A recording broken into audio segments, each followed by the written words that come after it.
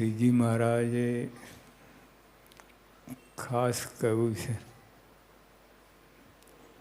કે આ સત્સંગમાં દીવ ભાવ રાખવાની વાત.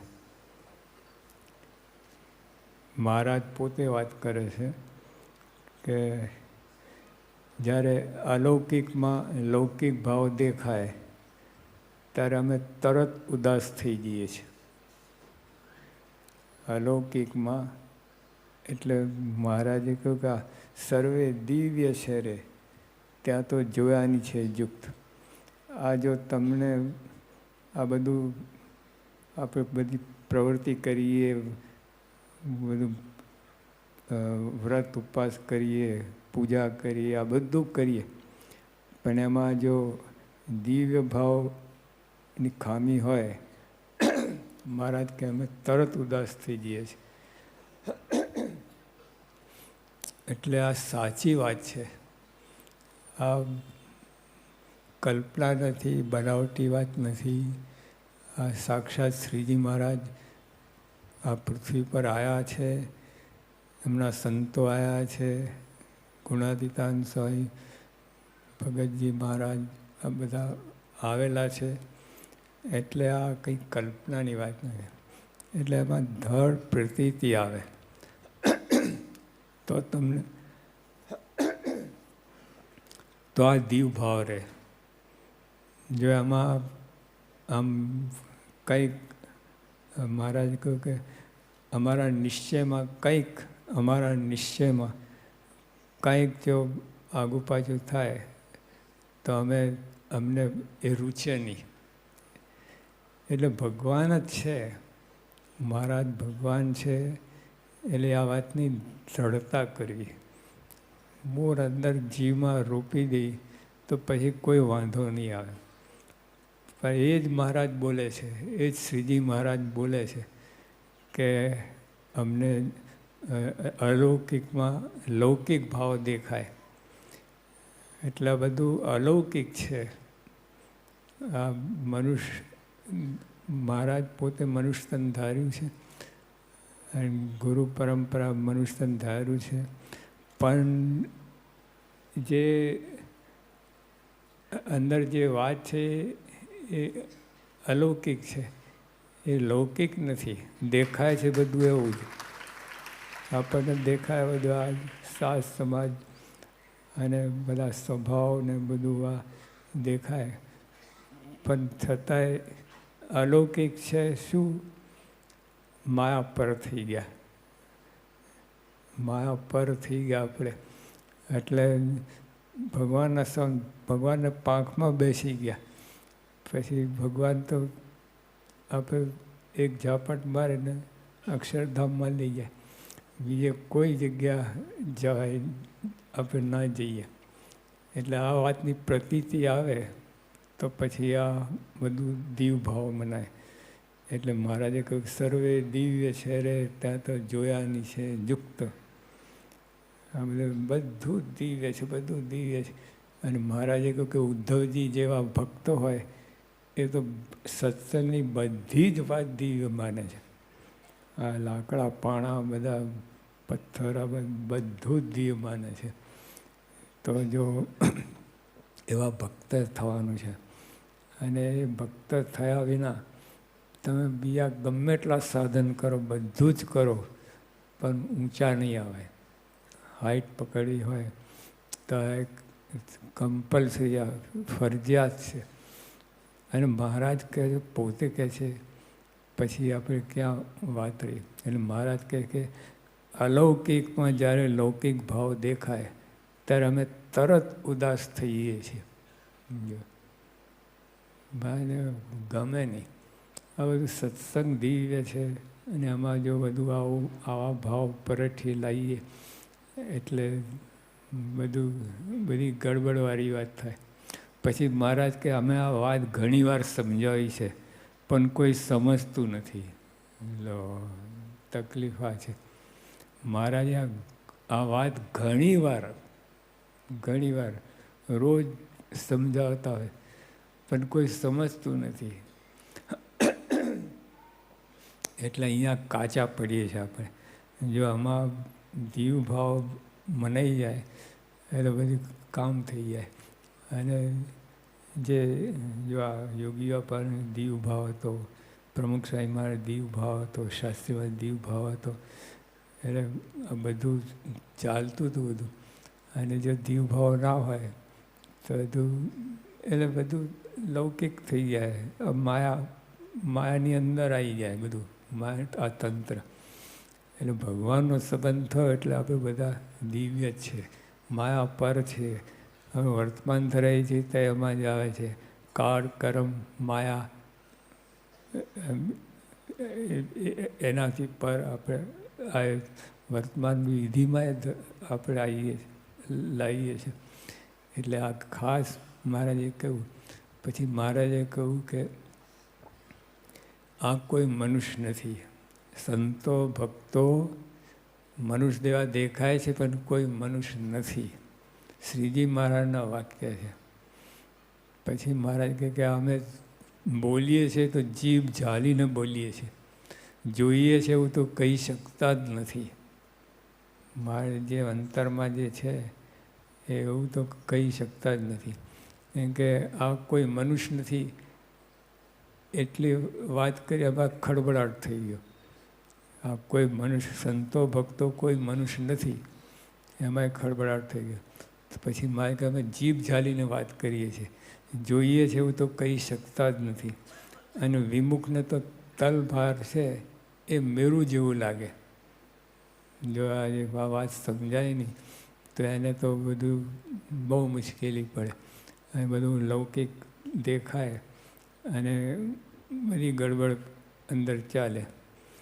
પણ એક તો ગમે એમ તો આપણે માની જ લેવું જોઈએ. ભગવાનના શબ્દો છે, આ દિવ્ય છે. શ્રીજીમાં જ બીજી વાત કરે છે કે જે અમાયિક છે એ બધાને અમાયિક જુએ છે. અમાયિક છે જે બધાને અમાયિક જુએ છે. આ સવરી સમજણ છે, આ સમજણ સવરી છે. અને એને જ બ્રહ્મવિદ્યા કહી છે. એટલે બધાને દિવ્ય જોવા એ જ બ્રહ્મવિદ્યા, બધાને દિવ્ય જોવા એ જ બ્રહ્મવિદ્યા. તો જો મહારાજે આટલી સરસ વાત કરી છે અને દ્રષ્ટિ પલટાઈ જાય, કામ થઈ જાય. આપણા દેહ ભાવ છે એટલે આ બધા ભાવ અંદર આવે છે. પણ એની અંદર પણ આ એક ચોટ લાગી જાય તો કામ થઈ જાય. પછી એને પ્રશ્ન જ ના રહે. સીધીમાં બીજી વાત કરે છે કે અમે ભગવાનને ભજતા સર્વે હરિભક્તો દિવ્ય છે. ભગવાનને ભજતા સંતો હરિભક્તો બધા દિવ્ય છે. અને આ મર્મની વાત, જો એને મર્મની વાત કહી, આ ઉપર છેલ્લું કામમાં ના આવે. આ મર્મની વાત કહી એટલે આ એટલે ઇસેન્શિયલ બહુ બધું વસ્તુ સિક્રેટ કહેવાય. હા, હવે જો વાત સમજાઈ જાય તો એનું ફળ છે. મારે કે અમે એવી વાત કરતા નથી. શ્રીજીમાં જ કહે છે એનું ફળ શું કે આ જગ જીતી જાય છે. આ મર્મની વાત જે કોઈ સમજે, ધારે, વિચારે એ જગ જીતી જાય છે. આઠે પોરતોનો આનંદ માતો નથી. અને ત્રીજી વાત લખી. એટલે આ બધું મહારાજે જે વાત કરી છે એ આપણે સાચી વાત છે. અને આના ઉપર આપણે જવાનું છે. અને આ વાત ઉપર જઈએ ને તો જ આપણે સુખ આવશે સત્સંગનું. મહારાજે ગુણાતન સાહેબ કહ્યું કે મનુષ્ય ભાવ ને જીવ ભાવ એક થઈ જાય તો ભગવાન ભજવાનું સુખ આવે. તો જો આ બધાએ વાત આવી કરી છે. અને આ યોગીઓમાં તો કેટલી દિવ્યતા રેલાઈ છે આ સત્સંગમાં. હે ખોબો ભરી, ખોબો નહીં, આખો દરિયો રેલાયો છે દિવ્યતાનો. એટલે આપણે જો વાત સમજવી પડશે અને તો જ અંતરમાં સુખ આવશે. અને આ વાત જો નહીં સમજાય એટલે ત્યાં સુધી આપણને અંદર ડગમગ રહેશે અને પછી મજા નહીં આવે. એટલે મહારાજે બધી વાત કરી છે, જે અસલી વાત છે આ વાત છે. અને મહારાજ બીજી ઘણી બધી વાત કરી છે દીવ ભાવની. મહારાજ કહે કે આ હરિભક્તોના જે બધો વ્યવહાર છે એ દિવ્ય લાગે. હરિભક્તોનો વ્યવહાર જો આ દીવ ભાવની સમજ આવે તો આ દીવ ભાવ આવે. જે યોગી બાપા છે ને, ઓલા સ્પેશિયલ ટ્રેનમાં અમે ગયા હતા, 56ની સ્પેશિયલ ટ્રેન.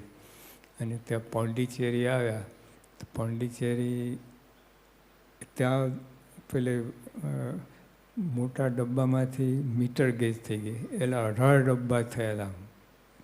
એટલે લાઈન બદલવાની હતી એટલે 18 ડબ્બા મોટા. એટલે પ્રદક્ષિણા જ 1 માઇલ 1 કિલોમીટરની થાય એ પ્રદક્ષિણા. તો બાપાએ 1.5 પ્રદક્ષિણા ફર્યા અને પછી દંડવત કરવા લાગ્યા. તો યુવકો પૂછ્યું કે બાપા આ શું કરો છો? દંડવત કોને? તો મુક્તોને. તો મુક્તો આશ્રમ જોવા ગયા છે, અરવિંદ આશ્રમ છે ને ત્યાં એ જોવા ગયા છે. તો મારે કે એમનો સામાન છે ને, કેટલો દીવ ભાવ, એમનો સામાન છે એટલે એમાંય દીવ ભાવની વાત કરી. પછી એકવાર એક ગામ હતું, ત્યાં મહારાજ યોગી બાપા હતા. જૂનું મંદિર હતું, જૂના મંદિર. અને ત્યાં મહારાજ યોગી બાપા બધું રાત્રે 2 વાગે ઉઠીને ઘસતા હતા બધી અને માથે ચડાવતા. વલાસરના ડાયા ભાઈ હતા, એ દોડી આવ્યા કે સ્વામી લાવ હું સાફ કરી દઉં. કે સ્વામી કે સાફ કરવાની વાત નથી. અહીંયા હરિભક્તો 3-4 હરિભક્તો ગોષ્ઠી કરી હતી, એમાં દીવ ભાવ ગોષ્ઠી કરી હતી એટલે એમાં કેટલો બાપાને આનંદ આવી ગયો હતો. એટલે આવી રીતે આ બધી સત્સંગ ખરેખરી આ દિવ્યતા જો આપણે સમજાય તો બધું રેલમછેલ થઈ જાય અને ખૂબ મજા આવે સત્સંગની. તો જો આપણે આ પ્રમુખ સ્વામી મહારાજ પણ આપણે સન્નિધિ પર્વ હતું સાંકરીમાં, અને સ્વામીએ બધું કહ્યું. એટલે યુવકોએ બધા પ્રશ્ન પૂછ્યા કે સ્વામી બાપા અમે તો ગમે એવા છીએ, તમને અભાવ નથી આવતો? અમે કેવા સ્વભાવ છે બધા?